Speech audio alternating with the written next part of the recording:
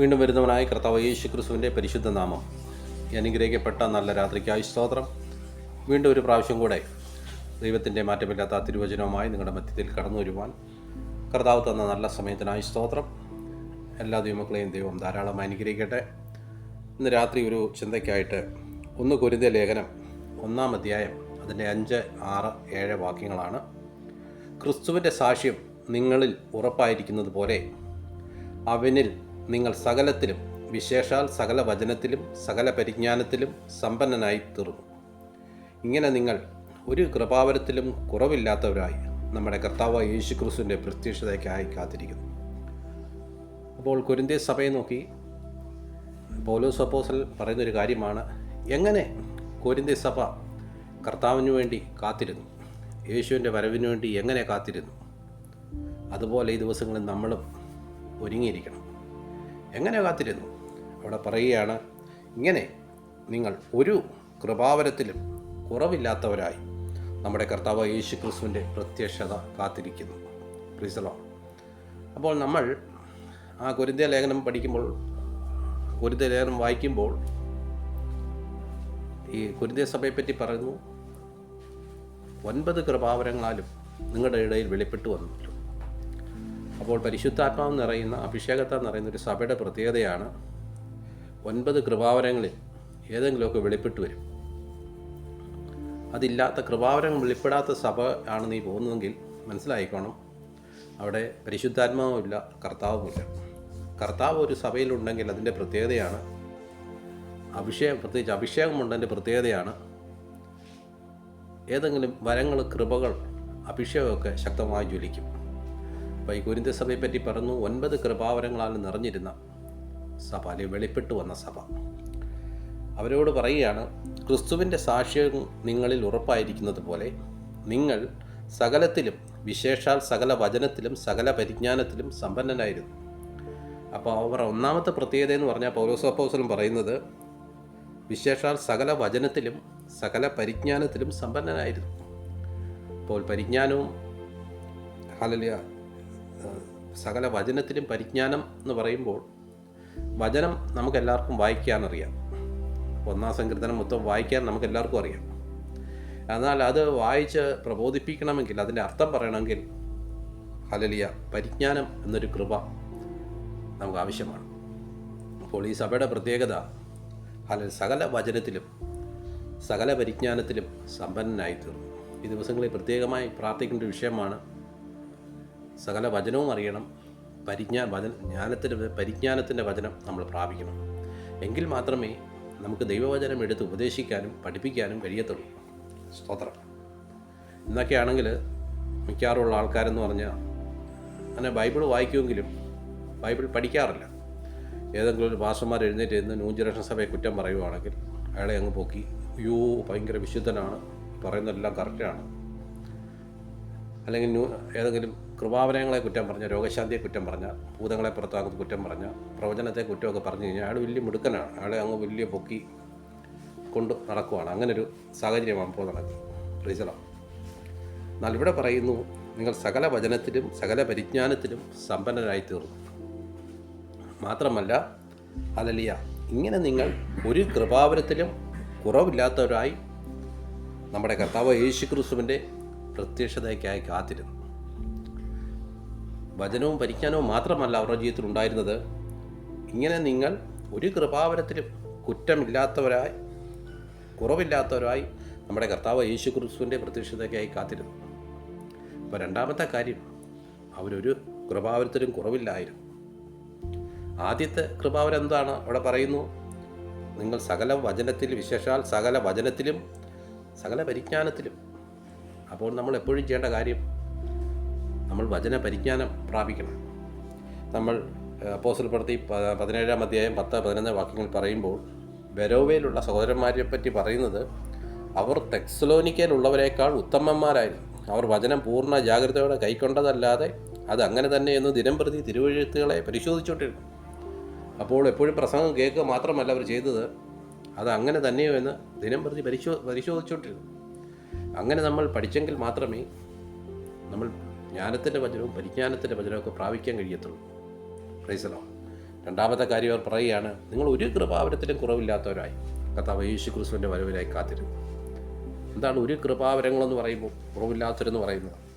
നമുക്ക് 1 കൊരിന്ത്യർ 12-ാം അധ്യായം 4 മുതൽ താഴോട്ട് വായിക്കുമ്പോൾ ഇങ്ങനെയാണ് എഴുതിയിരിക്കുന്നത്. എന്നാൽ കൃപാവരങ്ങൾ വ്യത്യാസമുണ്ട്, ആത്മാവ് ഒന്നത്രേ, ശുശ്രൂഷയിൽ വ്യത്യാസമുണ്ട്, കർത്താവ് ഒരുവൻ, വീര്യപ്രവൃത്തിയിൽ വ്യത്യാസമുണ്ട്, എല്ലാവരിലും പ്രവർത്തിക്കുന്ന ദൈവം ഒരുവനാണ്.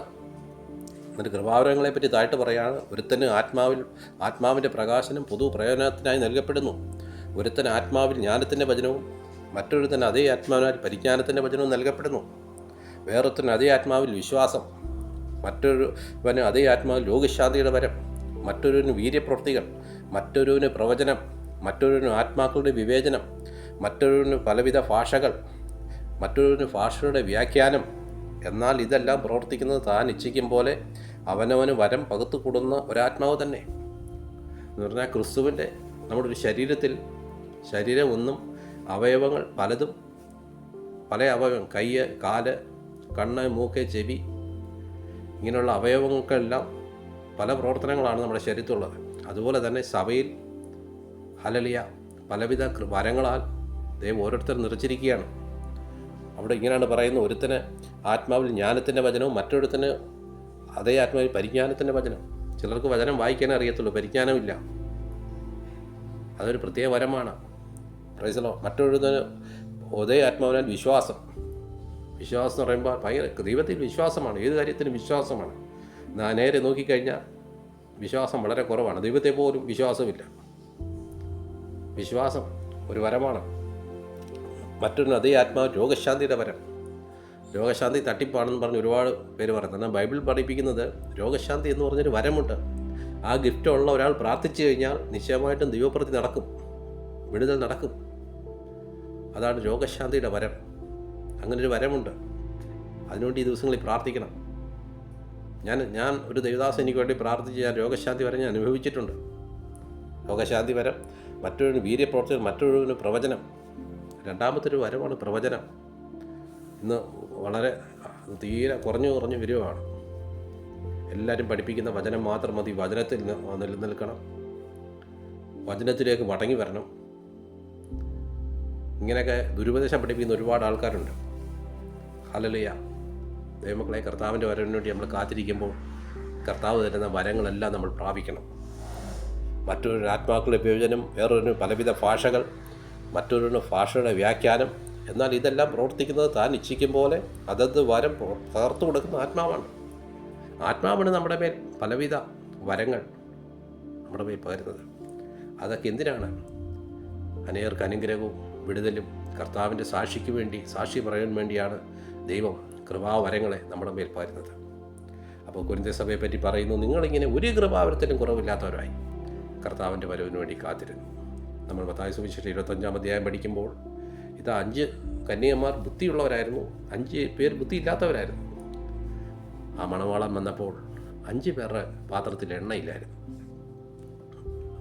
ആ എണ്ണയില്ലാത്തവർ തള്ളപ്പെട്ടു.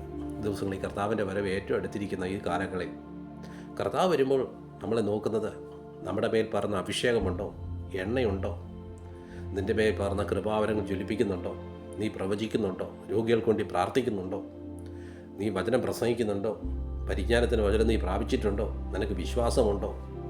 ഇതേ കർത്താവ് നോക്കിക്കൊണ്ടിരിക്കുകയാണ്. ഇതൊന്നും ഇല്ല എങ്കിൽ ആ കർത്താവിൻ്റെ വരവിൽ നമ്മൾക്ക് എടുക്കപ്പെടാൻ ഭയങ്കര ബുദ്ധിമുട്ടാണ്. കൊരിന്ത്യർ സഭയെപ്പറ്റി പറയുന്നു, ഇങ്ങനെ നിങ്ങൾ ഒരു കൃപാവരത്തിലും കുറവില്ലാത്തവരായി കർത്താവ് യേശു ക്രിസ്തുവിൻ്റെ വരവിനായി കാത്തിരുന്നു. ഈ ദിവസങ്ങളിൽ മുട്ടുമടക്കിയാട്ടെ, പ്രാർത്ഥിച്ചാട്ടെ, അഭിഷേകത്താൽ നിറച്ചാട്ടെ, വചനത്താൽ നിറഞ്ഞാട്ടെ, പരിജ്ഞാന വചനത്താൽ നിറഞ്ഞാട്ടെ, രോഗശാന്തി വരത്താൽ നിറഞ്ഞാട്ടെ, പ്രവചിച്ചാട്ടെ, ദൂതുകൾ പറഞ്ഞാട്ടെ. അങ്ങനെ കർത്താവിന് വേണ്ടി ഒരുങ്ങിയിരിക്കാം. ഈ നമ്മൾ ഉപയോഗിക്കുന്ന കൃപാവരങ്ങൾക്കെല്ലാം ദൈവം പ്രതിഫലം തരും കർത്താവിൻ്റെ വരവിൽ. അതിനൊക്കെ പ്രതിഫലമുള്ളതാണ്. ഈ ദിവസങ്ങളിൽ അയ്യോ അത് വേണ്ട, പ്രവചിക്കേണ്ട, രോഗികൾ ശാന്തി വേണ്ട. മിക്കവാറും കൺവെൻഷനിൽ നോക്കിക്കഴിഞ്ഞാൽ രോഗികൾക്ക് വേണ്ടി പ്രാർത്ഥിക്കുന്ന പ്രസംഗർ വളരെ കുറവാണ്. പ്രവചനം പറയുന്ന പ്രസംഗർ വളരെ കുറവാണ്. വചനം മാത്രം എന്തെങ്കിലും എടുത്തിട്ട് പറഞ്ഞിട്ട് അവരെന്തോ വലിയ സംഭവമാണെന്നുള്ള രീതിയിൽ അങ്ങ് പറയുന്ന ആൾക്കാർ. അതേപോലെ അത് കട്ടുപദേശമാണ്. നീ സുവിശേഷമാണോ പ്രസംഗിക്കുന്നത്? നീ യേശുവിൻ്റെ സുവിശേഷമാണോ പ്രസംഗിക്കുന്നത്? അപ്പോസ്തലന്മാർ ചെയ്തത്, യേശു ചെയ്തത് പ്രസംഗം മാത്രമല്ല, രോഗികൾ കൊണ്ട് പ്രാർത്ഥിക്കും, ഭൂതങ്ങളെ പുറത്താക്കും, പ്രവചിക്കും. അങ്ങനെയാണ് നമ്മൾ കർത്താവിൻ്റെ വരവ് വേണ്ടി ഒരുങ്ങിയിരിക്കേണ്ടത്. അതാണ് നമ്മൾ ദൈവപൈതലാണെന്നുള്ള യഥാർത്ഥമായ ഒരു ഹല്ലേലൂയ മറ്റുള്ള മുമ്പിൽ ഒരു യഥാർത്ഥ ദൈവപൈതലാണ് തെളിയുന്നത് ഈ കാര്യങ്ങളൊക്കെ നമ്മുടെ മേലുള്ളപ്പോഴാണ്. പരിശുദ്ധാത്മാവും അഭിഷേകവും കൃപാവരങ്ങളൊക്കെ നമ്മളെ ജ്വലിപ്പിക്കുമ്പോഴാണ് നമ്മളൊരു യഥാർത്ഥ ദൈവദാസനായ ദേശീയായി തീരുന്നത്. ഈ ദിവസങ്ങളിൽ ആ കർത്താവിന് വേണ്ടി നമുക്ക് ഒരുങ്ങാം. അഭിഷേകത്തിൻ്റെ ശക്തിയെ പുതുക്കാം, കൃപാവരങ്ങളെ ഏറ്റെടുക്കാം. കർത്താവിൻ്റെ വരവ് ഏറ്റെടുത്തിരിക്കുകയാണ്. കൃപയാൽ ജ്വലിക്കാം. ആ ബുദ്ധിയില്ലാത്ത 5 കന്യാമാരെ പോലെയല്ല, അവരുടെ പാത്രത്തിൽ എണ്ണയുണ്ടായിരുന്നു. അവർ മണവാളിനോട് കൂടെ കല്യാണ സദ്യയ്ക്ക് പ്രവേശിച്ചു.